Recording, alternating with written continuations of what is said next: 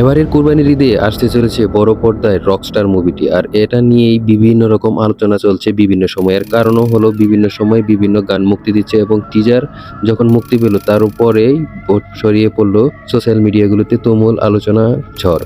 কারণ এখানে দেখা যাবে শাকিব খান তার জনপ্রিয়তা তো শীর্ষে তুঙ্গে আছে এবং তার সাকিবিয়ানরা তো রয়েছেই। সেই হিসেবে তার এই মুভির জন্যই আগ্রহ করে অপেক্ষা করে প্রতি ঈদেই।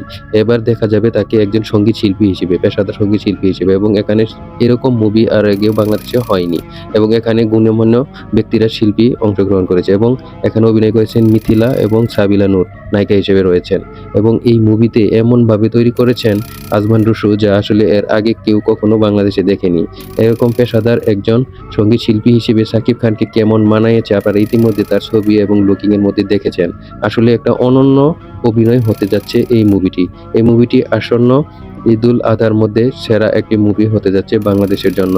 এটা নিয়ে দেশ বিদেশে বিভিন্ন জন বিভিন্ন লোক আলোচনা করেছেন এবং এরকম মুভি আসলে আমরা হলিউড বলিউডই দেখে আসছি। বাংলাদেশেও যে এরকম মুভি তৈরি করতে পারে তা আজমান রুশোই প্রমাণ করে দিলেন শাকিব খানকে নিয়ে এবং শাকিব খানের অভিনয় তা আপনারা দেখতেই পাচ্ছেন। অবশ্যই আপনার মতামত জানিয়ে যাবেন।